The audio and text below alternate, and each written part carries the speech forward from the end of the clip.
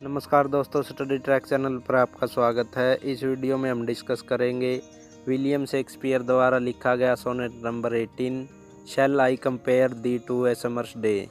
इस सोनेट को शुरू करने से पहले मैं आपको इससे संबंधित जानकारी दे दूं, जिससे यह सोनेट आपको अच्छे से समझ में आ सके।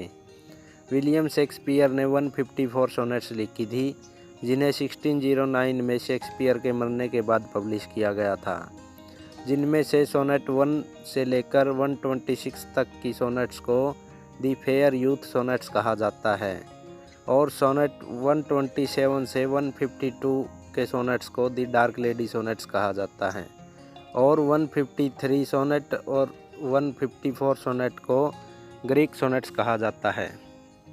तो चलिए सोनेट को शुरू करते हैं। Shall I compare thee to a summer's day, Thou art more lovely and more temperate. Rough winds do shake the darling buds of May, and summer's lease hath all too short a date. कवि इन लाइनों में कहता है कि क्या मैं तुम्हारी तुलना उस गर्मी के दिन से करूं जो बहुत सुंदर है।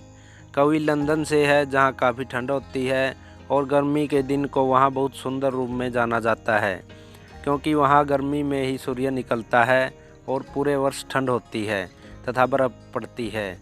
मगर कवि कहता है कि तुम उस गर्म दिन से भी ज़्यादा सुंदर हो, क्योंकि तुम बहुत सुंदर होने के साथ साथ खुशमिजाज तरह के व्यक्ति हो। और साथ में कवि इन गर्मी के सुंदर दिनों के नुकसान होते हैं उनके बारे में कहते हैं कि इन गर्म दिनों में जो रूखी हवाएं चलती हैं, वे हवाएं उन ताज़े नए उगे रहे छोटे फूलों को उड़ा ले जाती हैं, जो भविष्य में बड़े होकर और भी सुंदर बनेंगे। और कवि कहते हैं कि यह जो गर्मी के दिन कुछ समय के लिए आते हैं, जैसे हम कोई चीज़ लेते हैं किराए पर और सामान लेते हैं, एक निश्चित समय के लिए लेते हैं तथा वह समय पूरा होने पर हमें वह सामान वापस करना होता है।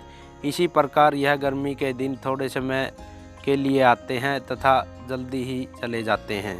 Some time too hot the eye of heaven shines, and often in his gold complexion dimmed, and every fair from fair sometime declines, by chance or nature's changing course untrimmed।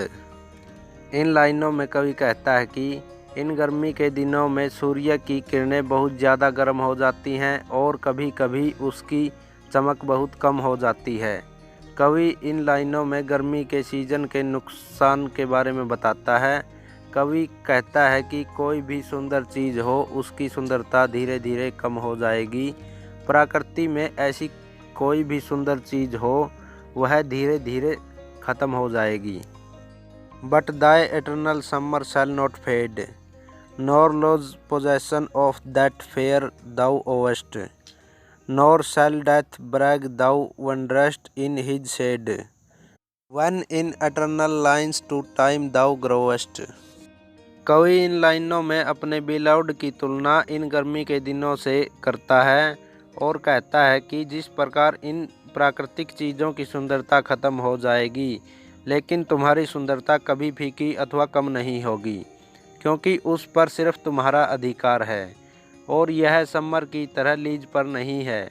यह सुंदरता सिर्फ तुम्हारी है।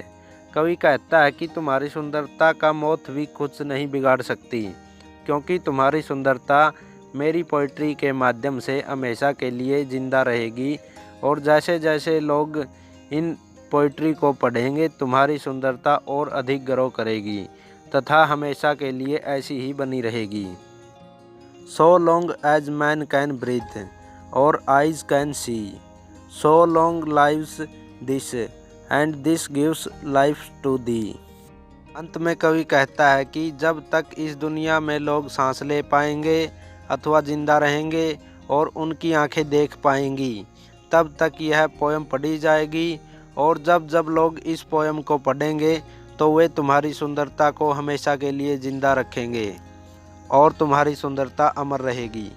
यदि आपको वीडियो अच्छी लगी हो तो लाइक, शेयर व कमेंट ज़रूर करें और ऐसी ही स्टडी रिलेटेड वीडियोज़ को देखने के लिए स्टडी ट्रैक चैनल को सब्सक्राइब कर लें। साथ ही बेल आइकन को ऑन कर दें ताकि हमारी वीडियोज़ का नोटिफिकेशन आपको मिल सके। धन्यवाद।